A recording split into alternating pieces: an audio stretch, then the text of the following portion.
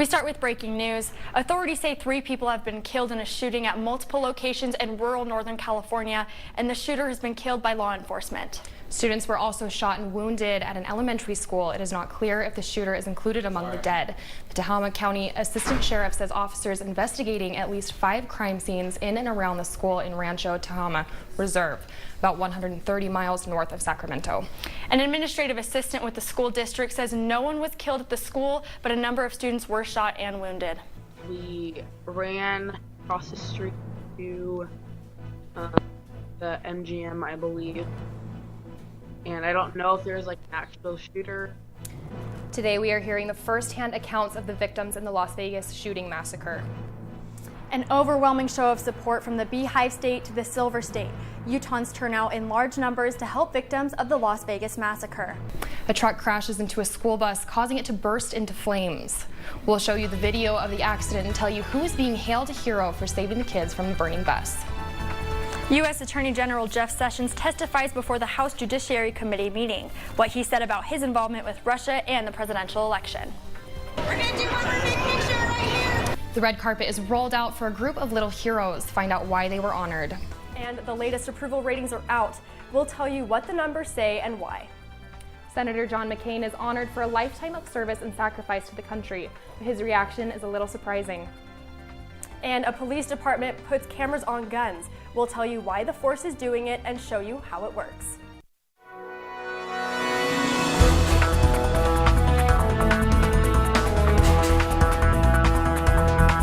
We are live in 3, 2, 1. New airport security rules go into effect today, which could mean longer check-in times for travelers. She's been missing for 8 years. Now, a possible breakthrough in the missing person case of Susan Cox Powell. The Salt Lake County District Attorney rules that the Salt Lake City Police were justified in shooting and killing a man outside a Maverick store about a month ago.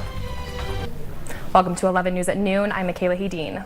And I'm Madison Heap. Along with the announcement that the officer-involved shooting was justified, the Salt Lake District Attorney's Office also released the police body cam footage. Officer Lavelle responded to a call to a salon where there was an allegation of sexual battery. 11 News reporter Ciara Hewlett got that police body cam and talked with the district attorney. Ciara? The DA's office conducted a full investigation before releasing this video. We want to warn you that what we are about to show is graphic and disturbing. Don't. Hey! The suspect, Michael Peterson, walked away and got into someone else's Jeep. Officer Lovell tased him. Peterson angrily jumped out of the car and began to punch Officer Lovell. Officer Lovell then pulled out his baton, but Peterson grabbed it and started to run at Officer Lovell. That's when Lieutenant Oblad showed up on the scene and shot Peterson 10 times, 4 of those hitting him. At that point, Lieutenant Oblad was worried he might be wearing body armor when he kept coming at them. He fired 6 more shots and killed him. The district attorney's office has conducted a full investigation. Law enforcement can use lethal force under the right circumstances. We're going to keep doing the best job that we've been trained to do, and we're out here to do a good job. That's our main focus, and we really appreciate the support that we get from the public for that. Don't. The district attorney's office has determined that the officer's use of lethal force was legal in this case. Officer Lovell broke his ankle and his nose and also had cuts on his face that needed stitches. Police are trained to use force in steps. When one doesn't work, officers must use stronger force. In this case, the suspect didn't respond to a taser or baton. The DA's office says Officer Oblad feared for his life and the safety of those around him. The Salt Lake City Police Department couldn't comment specifically on this case because it is still conducting a routine internal investigation. Thanks, Ciara.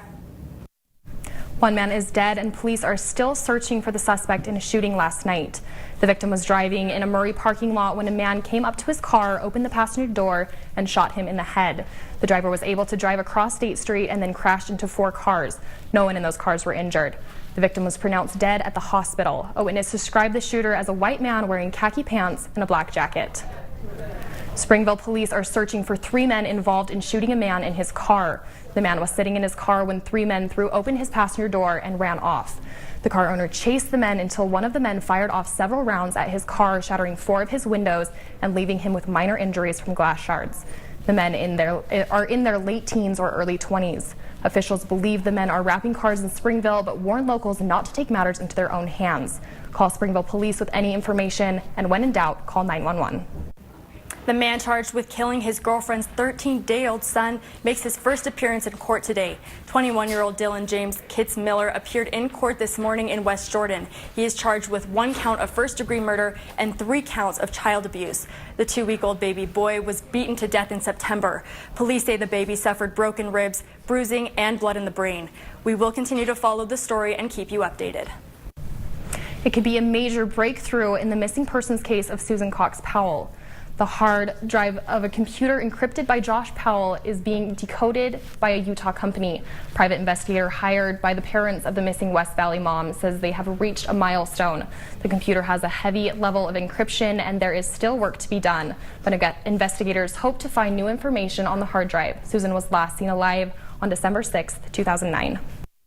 Law enforcement officials entered an FLDS meeting house this week, causing members to fear eviction once again. In 2005, the state of Utah took over the United Effort Plan, or UEP, that was originally formed by the FLDS Church. This land trust requires citizens of the Short Creek community to sign occupancy agreements and pay property taxes. Many members of the FLDS Church disagree to abide by these conditions and are being evicted from their homes. The UEP served an eviction notice on the meeting house, sued for control of the building, and obtained a court order. After a walkthrough of the building and reaching an agreement, the FLDS Church will maintain possession of the meeting house. International travelers may need to plan some extra time at the airport. The Department of Homeland Security issued new rules effective today for flying into the U.S. internationally. Many airlines are requiring security interviews from all passengers as part of the check-in process. These new security measures are designed to detect explosive and electronic devices. Airlines who fail to meet new standards may face a laptop ban for all of its travelers. More than 300,000 people fly into the U.S. daily. When Pleasant Grove High School needed help to improve its baseball facilities, it turned to the community for help, and one company answered the call. 11 News reporter Zach Hicken tells us how it happened. Yeah, guys, in the movie Field of Dreams, Kevin Costner's character is told that if you build it, they will come. The same goes for PGHS, and because of the help of Geneva Rock, the school's baseball team plays on some of the best facilities in the state. They come after school to improve their game on a field fit for a professional team. Baseball is ingrained in the Pleasant Grove community. Kids grow up with the dream to one day become Vikings. Over the years, players put in thousands of hours of work on the diamond, but the team kept running into problems with poor playing surface caused by broken sprinklers and dying grass. As a public school with little funds to spend on facilities, PGHS didn't have many options. But when coaches approached Geneva Rock for help, the company immediately stepped up to the plate. You know, we didn't have the funds as a school, a public school, to make this happen. And so people in the community, the Geneva Rock, just stepped up big time. Work started immediately to prepare the field for the upcoming season. Geneva Rock donated more than $1 million in labor and materials, gutting every square inch of the ballpark to give it a fresh look. The sprinkler system was failing. It was causing big, huge dips and divots where it was unsafe for our players in the outfield. And so we really wanted to replace it. And so we kind of had a plan in order to do that. And boy, were we blessed to receive some good help. We also had a asphalt track that was out in our outfield about 25 feet from the fence that only had about maybe an inch of dirt over it, so we could never get grass to grow on that. Employees came every day after working on other job sites to give back to their community. These guys were out here working day and night after their jobs, just to support the community. These guys weren't getting paid extra or anything like that. They were just great guys. Giving back to the community is one thing the company prides itself in, and it starts from the top down. Geneva Rock president Jim Golding says, "Time and time again, I'm impressed with the giving nature and readiness to serve that is displayed by our employees." Geneva's loyalty to its community went far and above what the program expected, leaving the team eternally grateful. You just can't do this without help. We've tried to do so many things by ourselves around here, and to have people in our community give back like Geneva Rock does is one of the most special things I've seen. When I was at practice, the coaches were constantly reminding players how lucky they are to play on such great facilities, and they told me that it was a really special moment when they took the field for the first time after the new improvements. Thanks, Zach. Brigham Young University's nursing school is celebrating its 65th anniversary. 11 News reporter Christina Bolanos tells us how this program has progressed throughout the years. The program is unlike any other program on campus because the Church of Jesus Christ requested to open BYU's nursing school in 1952. It started with 80 students. All were women, and most of them came from outside of Utah. Today, the college has a total of 400 nursing students. 8% are men and 92% are women. Students appreciate what the nursing school stands for. And I think it's cool how in the nursing program, since we are BYU, it ties back to the gospel.